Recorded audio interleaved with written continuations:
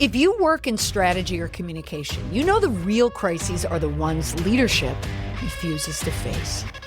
This month's Strategic Media Training Workshop is built around a moment where everything is collapsing at once. Join me on December 17th at 12 p.m. Eastern Time for a 60-minute case study focused on RFK Jr. He is getting squeezed from multiple directions.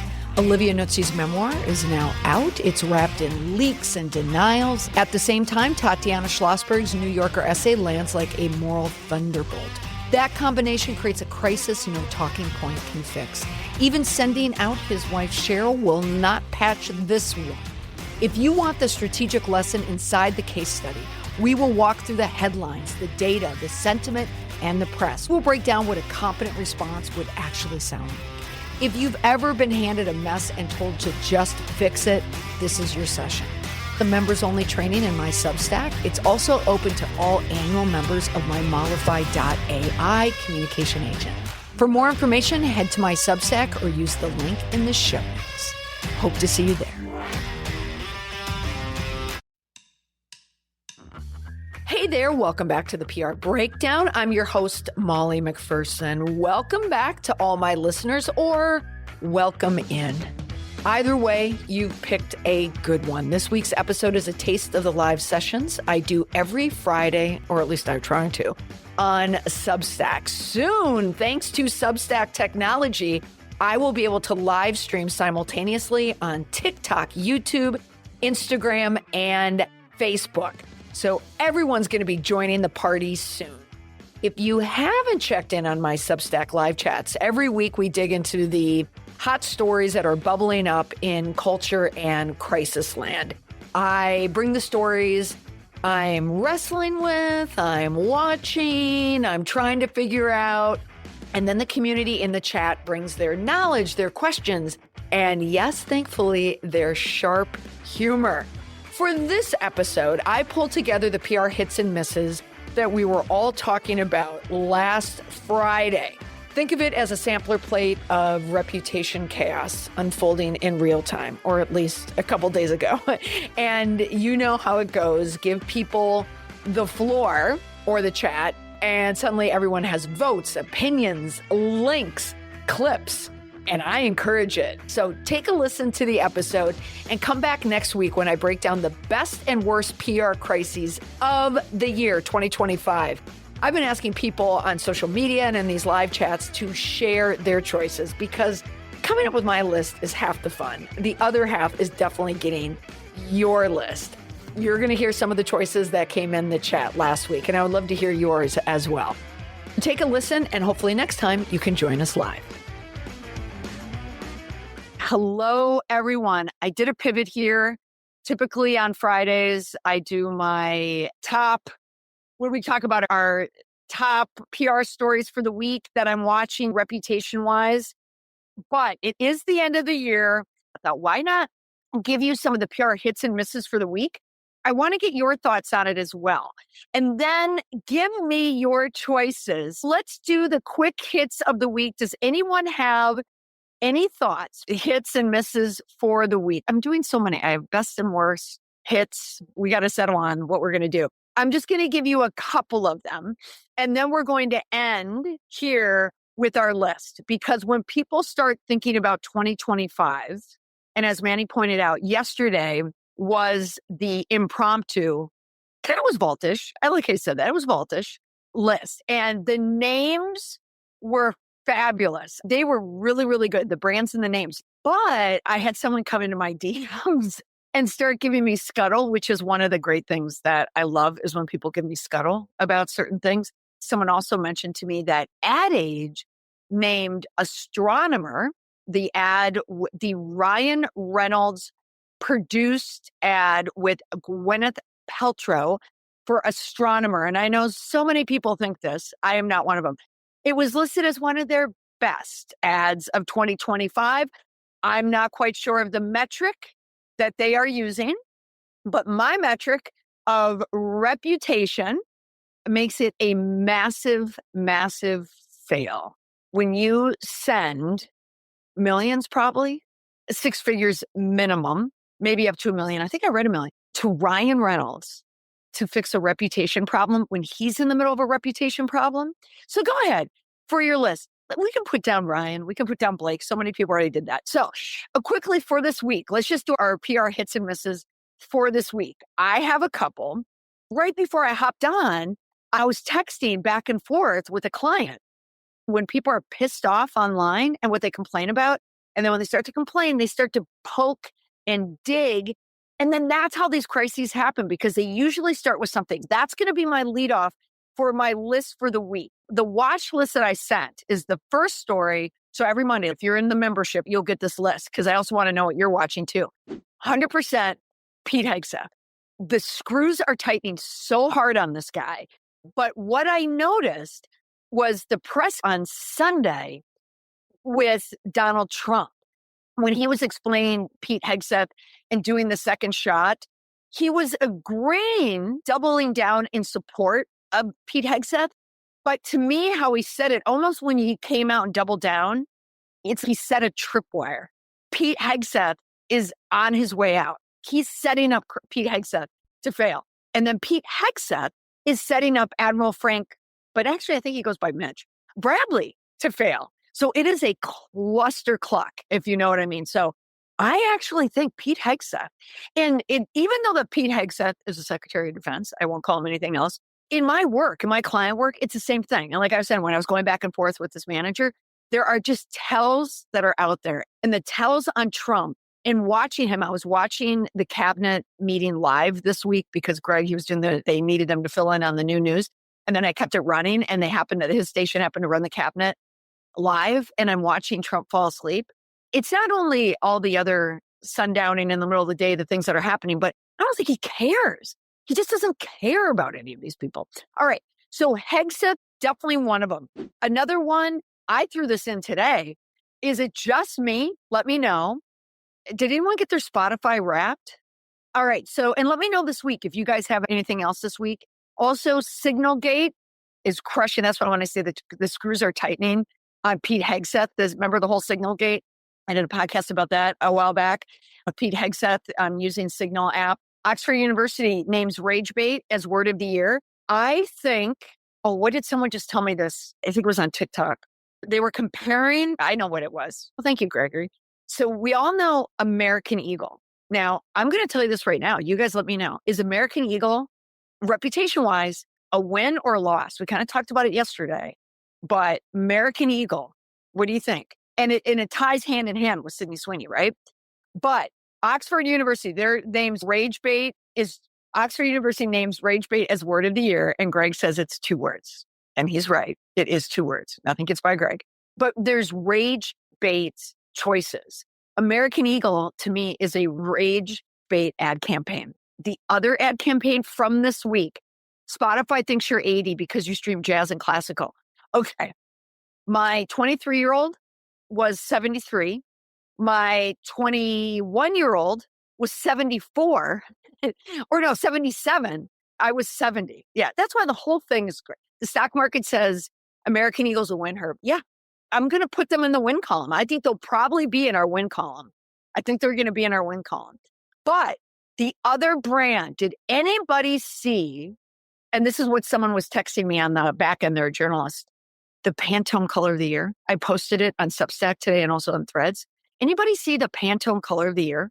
And I wrote back to this journalist. They're at a network. They write for a network. I said, it seems very American Eagle-esque. Did anybody see the Pantone color of the year? I had posted when I heard the name of it. It reminded me of Private Dancer. It's cloud. It's cloud. Yeah, it's not a color. It's like a creamy, it's like an oatmeal that's been sitting out for a couple days. Pantone's president talked about it. Really? And she's a Black woman. Oh, I have to see then the response from Pantone. It's not getting good vibes here. Now, you could say they chose this cloud white because where we are right now is in a world of nothingness, like nothing. But yeah, so it's Cloud Dancer. So yeah, in my head, all I can hear, the brainworm is, I'm your private dancer. But to make it in this day and age of, I don't know, do I want to say xenophobic? I guess I could. I wonder how it landed. Cloud Dancer is a Native American name. Oh, that's in there as well. Caleb, you love Private Dancer. So there's that. So there's Pantone. I said, this is going to be a bad crisis and they will not recover. They will not recover from this. It wasn't a cancellation. They're still in it. So yesterday, I'm at my salon and I'm sitting there on Substack, and there someone has just opened a Substack and doing something that is straight out of the Molly McPherson playbook. I am not talking about Blake. It is not Blake, which, by the way, December 17th, 7 p.m. Eastern time, Dr. Abby is coming in the vault. We're going to do a 1-year roundup on Blake Lively, Ryan Reynolds, and Justin Baldoni. Will Blake and Ryan be on the 2025 list? What do you guys think? What do you think? Okay, Herb saying Ashton, Joe and Sophie. No, Caleb, I like your timing, but not Joe and Sophie. No, same time of year. I'll do more hits. I'll do more hints because I have to. Oh, Ashton Kutcher, by the way, his wife, Mila, right? Where did she pop up recently? I think she did an article about being in the moms group or something like that. And I thought, ooh, that was smart. So she's trying to distance herself brand-wise from her husband, Ashton. Yeah, it was something in town. She was doing something in town. Do you think at the end of 2024 that we'll still be talking about Blake Lively at the end of 2025? No. Well, yes, Louise, I did, because a year ago, the Friday before the Christmas holiday is when Blake Lively filed that complaint against Justin Baldoni. So we're going to do a 1-year revisit. So December 17th, 7 p.m. If you want to join me in the vault, it's for members only. In the vault, we are doing a deep dive with Dr. Abby. I'm going to talk about the reputation of it. And Dr. Abby's going to talk about the psychology. Mila Kunis, thank you. Herb, I can always rely on you. Reveals she's head of the HOA. That's what it was. Alzheimer's Association. For her, and I love this, her Beverly Hills neighborhood. It's like she tried, but she did. Oh, Prince Harry skit on Stephen Colbert. Even as a Brit, Carla, you're a Brit. The Washington Post, an opinion essay in the Washington Post, it was so biting about Meghan's new program, comparing her to Wallace Simpson. It was really, really good. That when you're a royal in loves and you've been excommunicated or by choice, which really kind of in a way, Harry's not a king, but they kind of excommunicated themselves. What do? You sit and you make jam and you go on Stephen Colbert. You go on Stephen Colbert, right? Okay. So we bounced around a lot. But no, this artist, and then I'll wrap here and then we'll go to our list, our tops. Sephora's Christmas ad. Someone tell me, what was the Sephora Christmas ad? Did they do something? Yikes, not Wallace Simpson. Yeah, like Wallace Simpson, they quoted that Wallace Simpson said something. Love is a difficult thing. When you sacrifice for love, which, let's face it. So this artist is on Substack now. And this artist posted, there's 2 essays on there. Mariah and Sephora. So I'll look at the Sephora ad with Mariah Carey. Interesting. But this artist was canceled 2 years ago and is still canceled and went on Substack and wrote an essay about being canceled. And I'll give you the title. I'll give you the title of it and see if you can guess it from the title. Cancel Me Again, a canceled woman's take on why everyone should get canceled at least once. Who wrote that article? I saw that right away and I had to read it and I read it and I already started writing it. I went, girl, but I can't write that because then I'll be lashed at that. But when I say girl, I call my daughters girl. I call everybody girls. I want to write, girl, you were not canceled because of these reasons. And do you think, who do we have? Sherry, Chris, you got it. Straight out of the Molly McPherson playbook of when you're canceled on one platform, you go to the opposite platform and you're right there. So Lizzo showing up on Substack, it's like showing up on LinkedIn. I mean, you would never expect it. But she's in the replies. I mean, I believe that that's her in the reply. I was reading her essay about being canceled, and she's naming all these things that she did. And my podcast next week is going to be about it. But I read it. She said, this is the reasons why she was canceled. Doing a smoothie detox, wearing a mask, not wearing a mask, playing a crystal flute, crying, complaining, saying I make music for Black women, unknowingly using, do you remember that when she used the slur in a song, which I think was before the cancellation. And she changed the song, whatever. She had talked about, I don't know if she went to a Lakers game where she was in the court and she kind of had an outfit on that showed her butt cheeks. But anyway, but in this whole article, she's saying about being canceled. Hey, if you haven't been canceled. Yet what did she not do in this article? What did she not do? She did not name the reason why she was canceled. She was not canceled for those reasons. And she does mention conservatives came after her or whatever. When conservatives come after you, especially if you're a singer, if you're Lizzo, you're a black singer, loud, proud, you are all out, you are you, and you make no excuses who you are. Her brand was fantastic. It was not canceled for those reasons. Yeah, conservatives may not have liked what Lizzo did, but that's not why she was canceled. If conservatives don't like you and you're Lizzo, that's not cancel. That's engagement. That's what makes you big. It's a pain. You're not being canceled. You're being boosted because it's negativity online, and that's what makes people important online. You were canceled because of how you treated your dancers. And more than that, that wasn't the reason why you were canceled, really. I'm actually writing this article, my rebuttal to Lizzo right now, and it's actually more of a Lizzo, let me help you.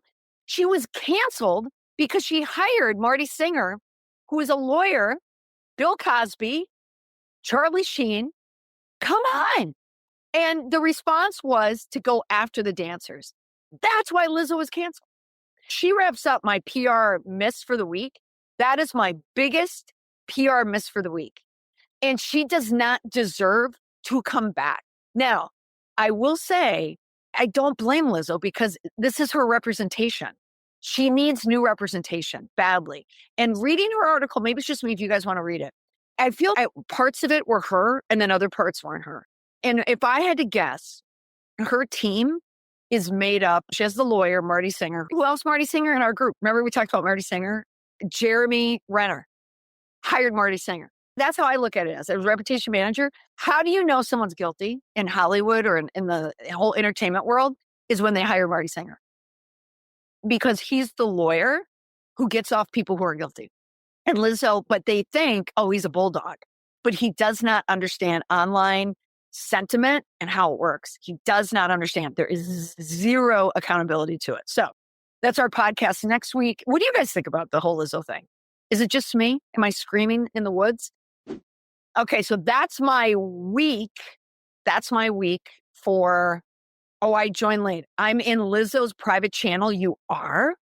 Who else is in Lizzo's private channel? What is Lizzo's private channel?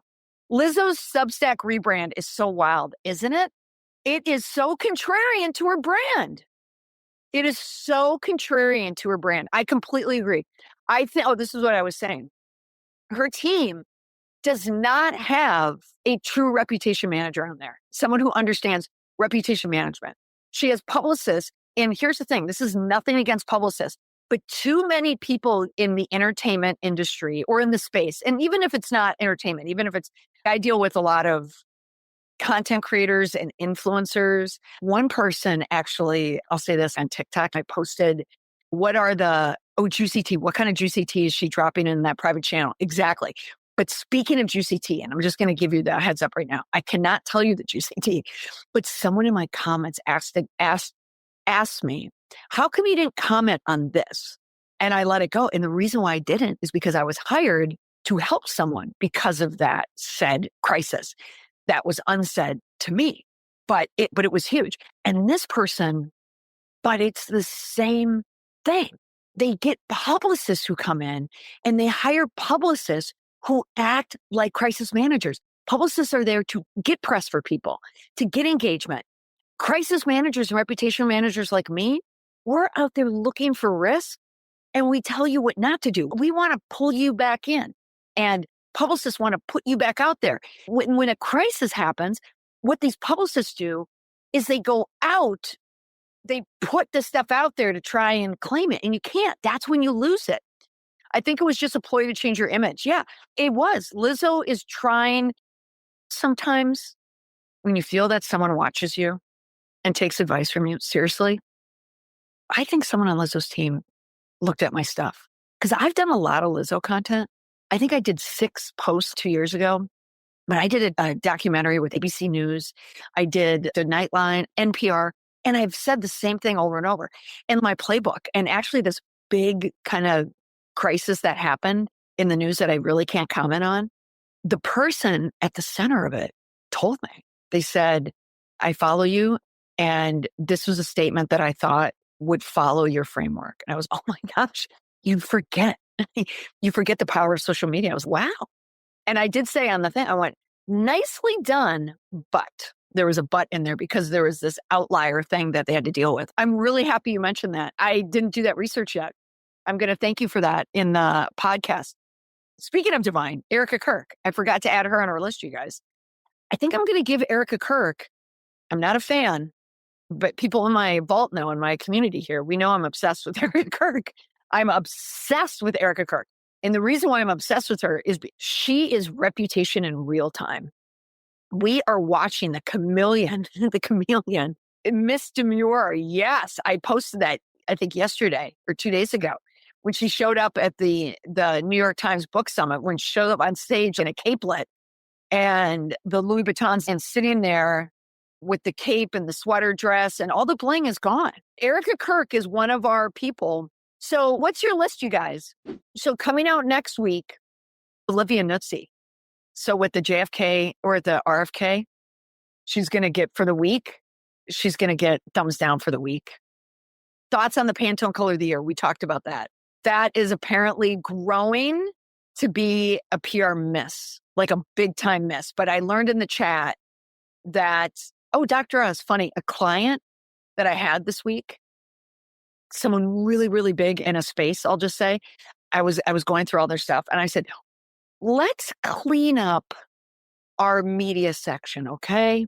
You have Jay Shetty, Dr. Oz, and Mel Robbins. That doesn't carry the flex that you think it does. I didn't say it with that snark, but they went, what? Really? I went, really? Take it off. There's a Vice News doc. Ryan, there's a Vice News documentary about Jordan Hudson and Belichick coming out next week. That will be amazing. Guess who was supposed to be on Extra on Tuesday?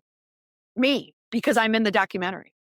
Core Extra. They have reached out to me, the producers of Vice, twice to do a back and forth with, is it Derek Howe? Derek Huff. Is he Huff or Howe on Dancing with the Stars? I keep going round and round and I keep forgetting it. And they said it yesterday, or they sent me another email yesterday, like, can you do an interview with him? Derek Howe will do the intro, blah, blah. I'm like, I can't. I'm traveling. I'm speaking. I'm on stage. But yeah, I appear in the Vice News documentary about Jordan Hudson and Bill Belichick. I filmed it when it was warm, Newton, Massachusetts. Yeah, so I hope you watch it. And can I tell you, it will be amazing. It will be amazing, 100%. It's going to be great. Yeah, Jordan. Well, is that going to be Bill Belichick in our list? And Jordan Hudson. What would she be? A win or a fail? Honestly, you guys, what do you think? Because no one likes her, right? But she's someone kind of like a Gwyneth. And not that I'm putting her at the level of a Gwyneth, but people hate watch her.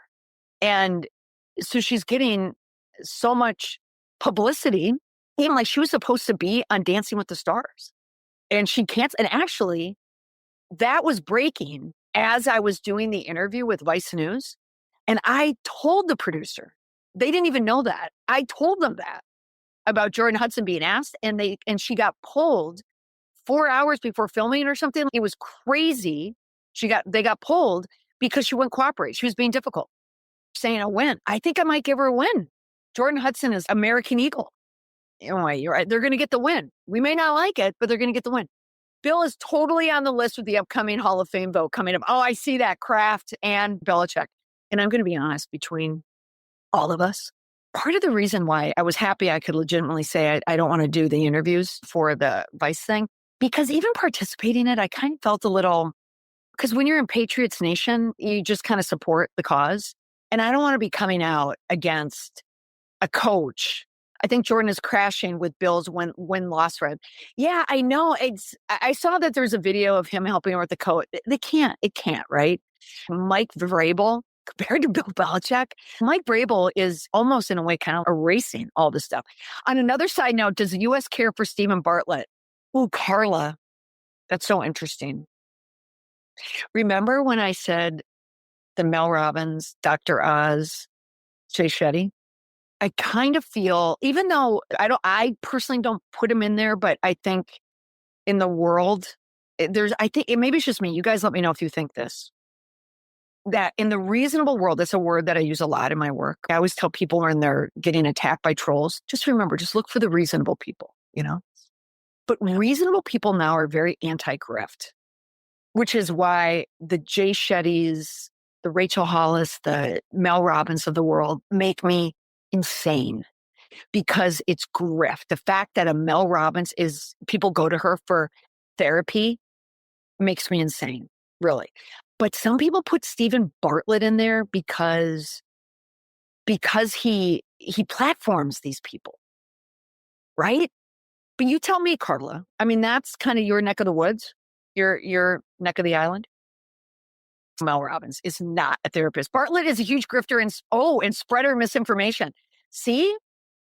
Yeah, I actually kind of said the same thing about appearing, because there were clients that appeared with them, and I ended up saying, had you come to me, I would have said, no. It makes total sense. But I forgot what he did. I did a post about it. I can't remember what it was. There was a big thing. He's terrible, Michelle. Yeah. The Times took him apart, then hid the article behind a paywall. I think I remember this. Carla, tell me what he did. I forgot. The BBC went for him midway through the Dragon's Den season.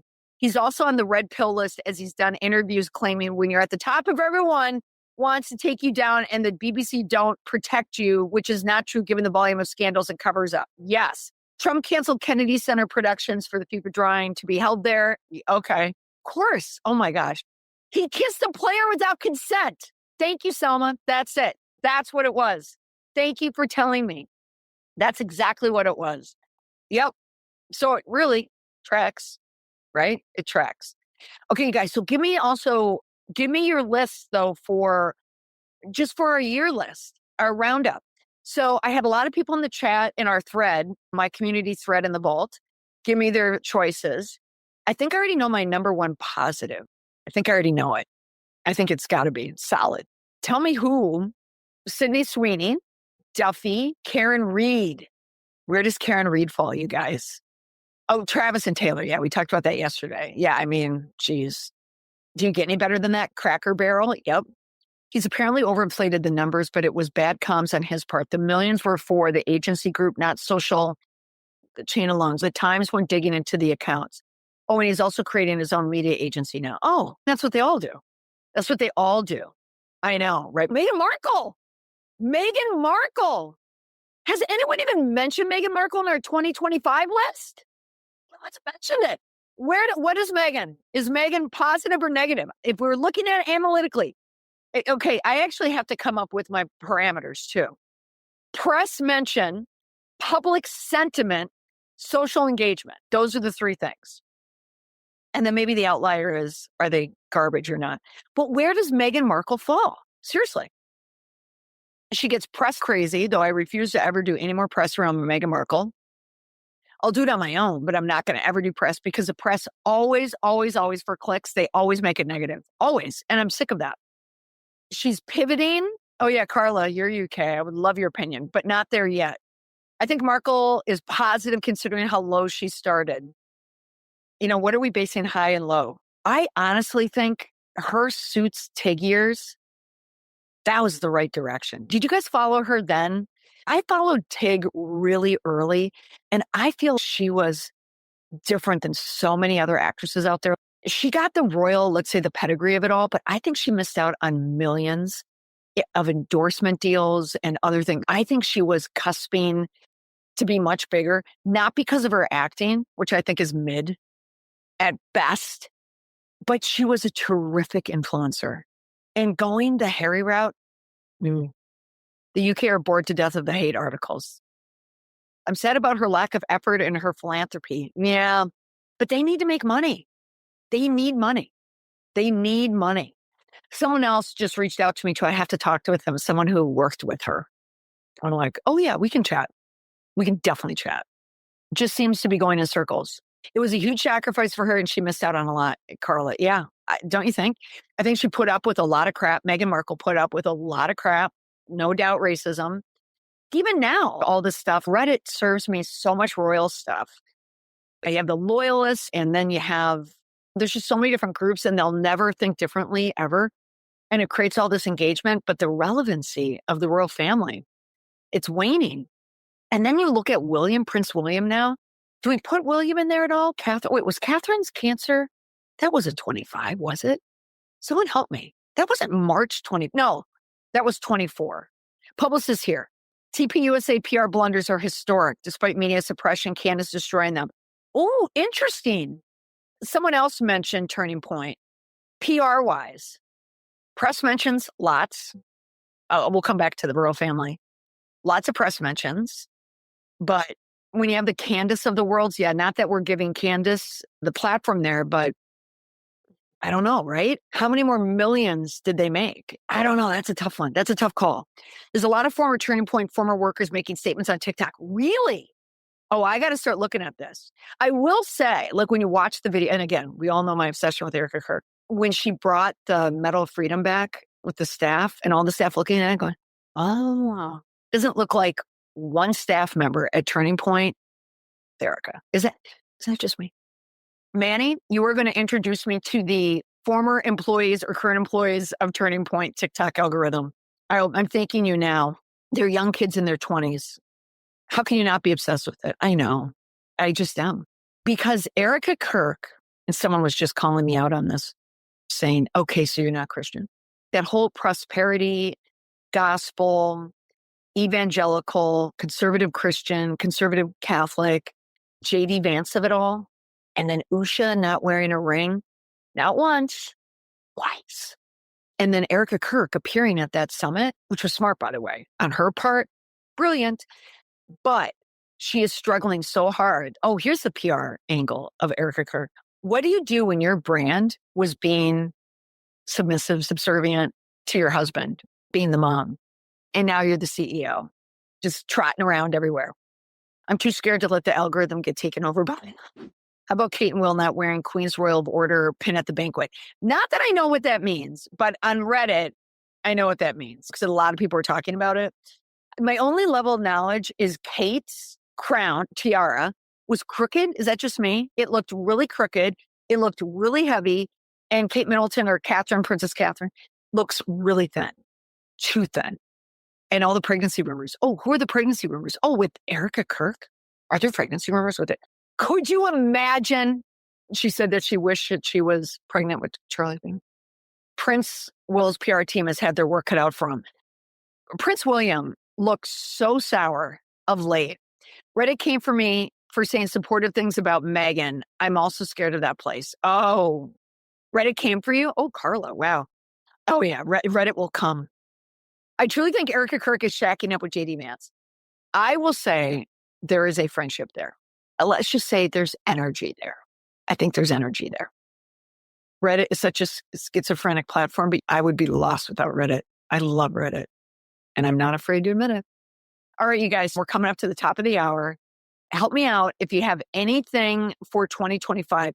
If she had a cheating scandal, it would completely destroy her career and JD's reputation. A solid opinion, right? Your opinion is solid.